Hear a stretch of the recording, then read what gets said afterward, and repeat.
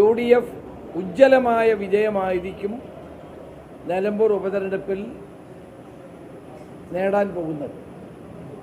ഈ തെരഞ്ഞെടുപ്പിൻ്റെ ഒരു പ്രത്യേകത, ഈ തെരഞ്ഞെടുപ്പിൽ ഇടതുപക്ഷ ജനാധിപത്യ മുന്നണിക്ക് ജനങ്ങളോട് പറയാൻ ഒന്നുമില്ല എന്നുള്ളതാണ്. 9 വർഷക്കാലത്തെ ഇടതുമുന്നണിയുടെ ദുർഭരണത്തിനെതിരായി വിധിയെഴുത്ത് നടത്താൻ ജനങ്ങൾ കാത്തിരിക്കുകയാണ്. ഇടതുപക്ഷ ജനാധിപത്യ മുന്നണി സർക്കാരിന് നേട്ടങ്ങളൊന്നും അവകാശപ്പെടാനില്ല. വൻകിട വികസന പദ്ധതികളൊന്നും കൊണ്ടുവന്നിട്ടില്ല. UDF ഗവൺമെൻറ് കാലത്ത്, ഉമ്മൻചാണ്ടി ഗവൺമെൻറ് കാലത്ത് കൊണ്ടുവന്ന വൻ വികസന പദ്ധതികളുടെ പിതൃത്വം അവകാശപ്പെടുക മാത്രമാണ് ഇവർ ചെയ്യുന്നത്. കണ്ണൂർ വിമാനത്താവളമാണെങ്കിലും കൊച്ചി മെട്രോയാണെങ്കിലും വിഴിഞ്ഞം പദ്ധതിയാണെങ്കിലും എല്ലാം ഉമ്മൻചാണ്ടി ഗവൺമെൻറ് കാലത്ത് ആരംഭിച്ച പദ്ധതികളാണ്. ആ പദ്ധതികൾ സ്വാഭാവികമായി നടക്കുന്ന പൂർത്തീകരണമല്ലാതെ മറ്റ് പുതിയ ഒരു വികസന പദ്ധതിയും കേരളത്തിൽ ഇടതുപക്ഷ മുന്നണി ഗവൺമെൻറ്റിന് ആരംഭിക്കാനോ പൂർത്തീകരിക്കാനോ കഴിഞ്ഞിട്ടില്ല. ഇന്ന് ഡൽഹി പോയിരിക്കുകയാണ് മുഖ്യമന്ത്രി. ഇനിയും ഭരണം അവസാനിക്കാൻ 7 മാസം മാത്രമുള്ളപ്പോൾ ഡൽഹിയിൽ പോയി എന്ത് വികസന പദ്ധതി കൊണ്ടുവരാനാണ് അദ്ദേഹം ശ്രമിക്കുന്നത്? അപ്പോൾ ഇത് ആളുകളെ കബളിപ്പിക്കുക മാത്രമാണ്. സ്വന്തം മാതാവിനെ കാണുമ്പോൾ പോറ്റമ്മയെ മറക്കുന്ന കുട്ടികളുടെ സ്ഥിതിയാണ് ഇന്ന് കേരളത്തിലുള്ളത്.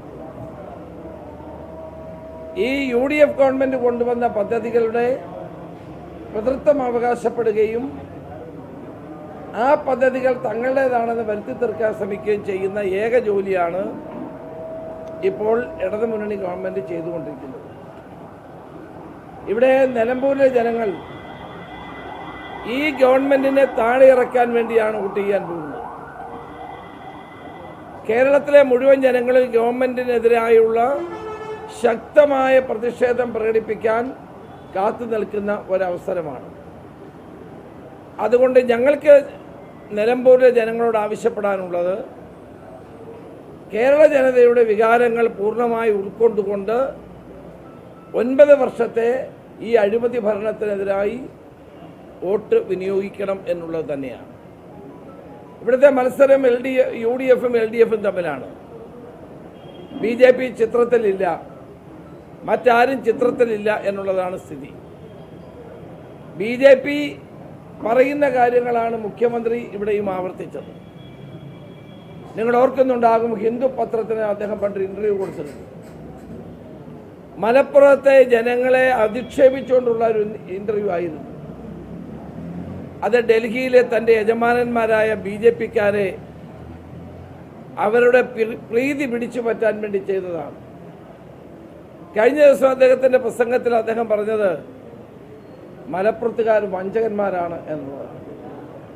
ഈ നാട് വഞ്ചനയ്ക്കെതിരെ പോരാടിയ ചരിത്രമുള്ള മണ്ണാണ് മലപ്പുറം.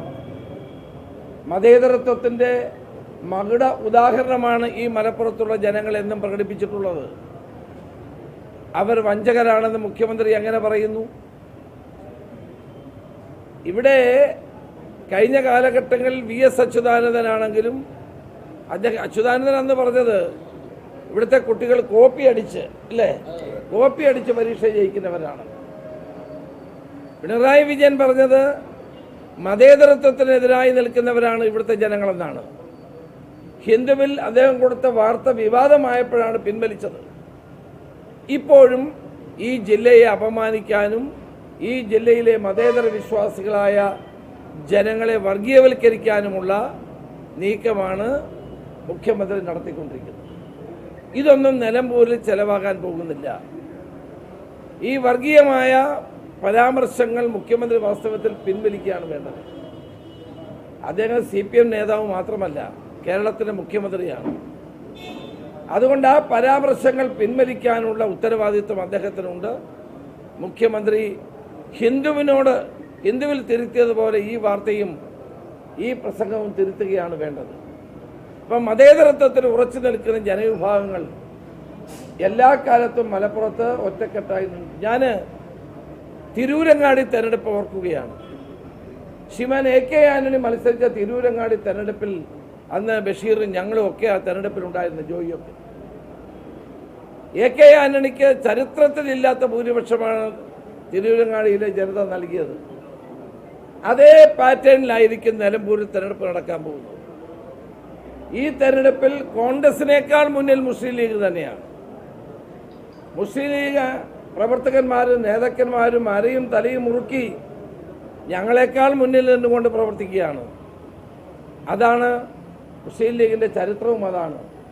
അതാണ് ഞാൻ തിരൂരങ്ങാടി തെരഞ്ഞെടുപ്പിനെ പറ്റി പറഞ്ഞത്.